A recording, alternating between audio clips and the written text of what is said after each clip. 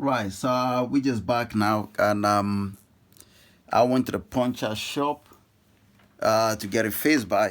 That's the thing with these things. Unfortunately, with some of this, you might not be getting people to repair it because this guy they just repair bicycles, and the valves are going this. They don't have the inner tube, so they end up giving me this, which says what it's a well tied or whatever it is, South Sea kit pass. So well, that's the thing right there. So I just put it on, before you do that, you have to, there's some sandpaper in. You have to take the sandpaper, the area, you find the area, you sand it down a little bit, not too much, because if you sand it too much, you're gonna actually damage the whole inner tube. Just rub it a little bit to get all the dirt and all the, greasy things on the surface. You take one of the red thing, which is the patch, peel it off, and don't put your hand on the glue side. Otherwise, it's gonna make it less, adhesive. Then you just put it on, and so that's what I've done now. So what I'm gonna do now is I'm just going to pump it and see if there's no more leak. That means we're back in business. If there's leak, then we have to repeat the process again until we get sorted out. If I can do it for any reason, then that means I might have to get ready to, order a new inner tube, to get these things working again. So, well, let's see in a moment of truth to say. So when you're doing this, you make sure that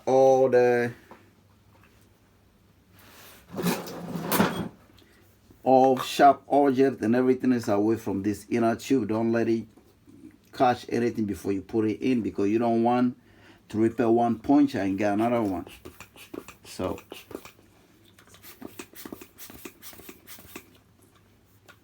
oh, surely it's not in. So yeah, that is in now. So okay, just a little bit. And usually what people do is, the old school way. Uh, People used to put spit or something on that. That's really nasty. You know what I'm saying? I don't want to do that. You can literally just listen. If you don't hear anything coming out, that means that it's fixed. And if the air still stays in, that means that it's good. And or you can dip in water. You just put a water in a cup or in a bowl or something. Just dip this side in the water and keep looking around. If there's no bubble coming around this side, that means that is fixed. And you can also use the same time to check around to see maybe there might be another puncture somewhere for you to see. But if there's nothing like that, then that means that we actually need. So what I'm gonna do, I'm gonna just pump this well, and then after putting the water to see, okay, so yeah, so I put a bit of more air in.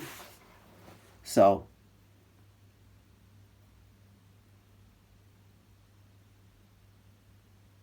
yeah, I could hear noise of air. I could hear noise of air.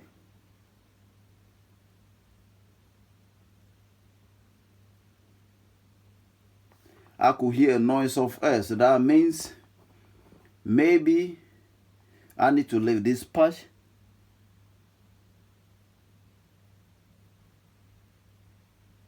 Yeah.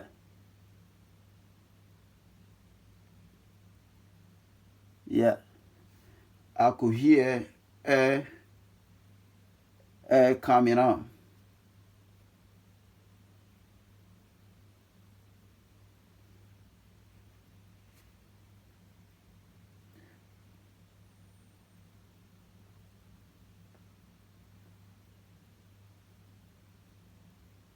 I could hear air coming out. So what I'm gonna do is maybe I don't know. Maybe I'm gonna put one or two, three more patches on that side to make sure I'm not getting anything out. All right. So I could hear air coming out. So what I'm gonna do now is I don't want to put water on this, because if I put water on this, that means the place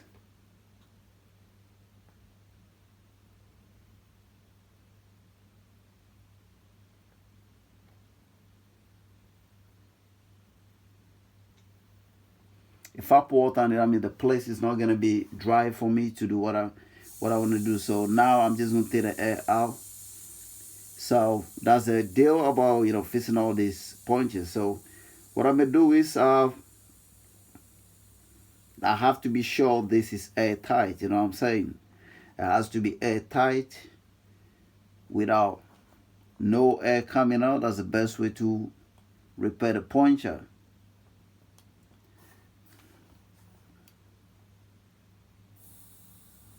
Okay, so get the air out as much as you can. Get as much as air out,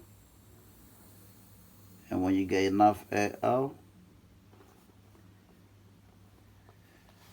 just get it back down.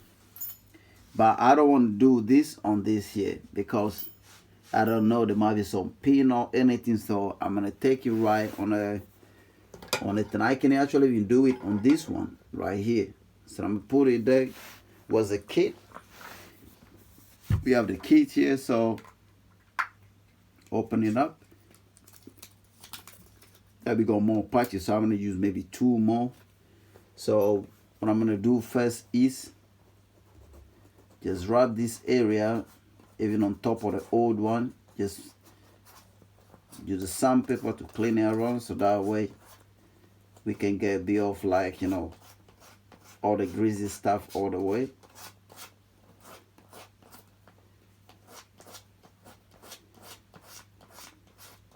Yeah, so once you grab all that, the greasy stuff,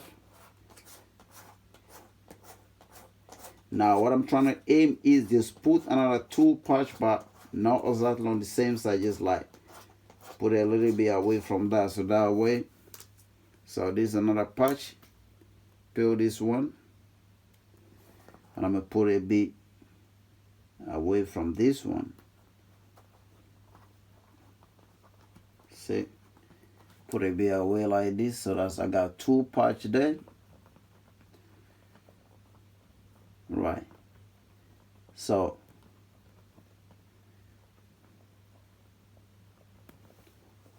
that's it.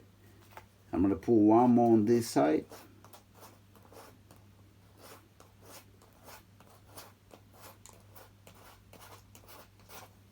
Well, this spatula is supposed to use just 1 bar, the way the things are right, and I just want to get this thing rolling, you know what I'm saying? So I'm gonna just put 1 more here.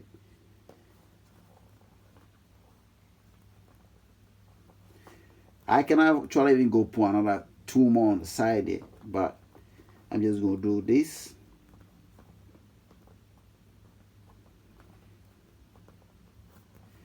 And there's nothing on this to say how long you have to leave this to dry. This has to be something like, fix it and go, but it looks like I have to leave this to dry. So what I'm gonna do now is just put it on this, the mouth guard here. Maybe use this or use something else. Yeah, the battery, I'm gonna take this battery off just to apply some pressure and make sure there's no sharp object on the battery.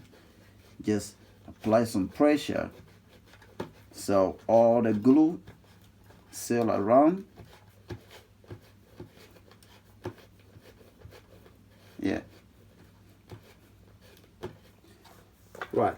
So this, I'm just gonna leave this like this to dry proper. Best way in the old school, I remember, people used to stack something on this, actually put something on this heavy thing. Maybe it could be like the crazy battery right here or something. Just put it on just to put pressure. So I can actually put my whole drill on this. The side that I think maybe, no, maybe I'll do it this way. Put it on this and let it stay like that. And if it can stay like that, you're applying the little bit of pressure, so the pressure will keep that on till it get dry a little bit. Then after that, we can see what next. I hope it really worked this time. All right, so I'm gonna leave it like this for now, and come back later, check it. And once this is done, proceed as the same thing I said before. We're going to pull the inner tube back in the tire. Pull the tire together with the inner tube back on the first ring. Put in the valve of the tire through the hole on that and stick the whole unit back on the one that the motor is tied to, screw it, and then put it back. Just like, that we took it out. So that's how it's going to be. Another thing I forgot to say is, when you have puncture like this, because we can see anything here, so you use your finger, press it to see if you can see anything, pinch your hand, because what will happen if the nail or whatever is it that caused this to have a puncture is still there, you're going to still have a puncture. So do that. And if you don't feel anything, do the other side.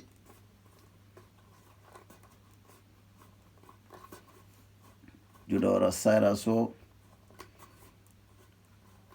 Yeah, you don't feel anything. That means whatever it is, it's not in the middle. We can see the middle, there's nothing there. Everything is smooth there. And to pull the tire back, some of the tires actually got a sign here showing you the rotation of how the tire should rotate. I know a lot of people sometimes just put a tire back, but these threads are made, if you pull them facing, you have to put them to go with the road. If you put the thread facing the road, your tire will wear off quickly. That means instead of running smooth, they're going to be running rough. They're going against friction. They have to work with the friction so that the tire can last long. But with this one, I think the universal, you can turn them anyhow, because I had a look around here and I can see any sign going anywhere. So it doesn't matter how you fix this one. You can put it straight like this, or you can turn it straight like this, or what.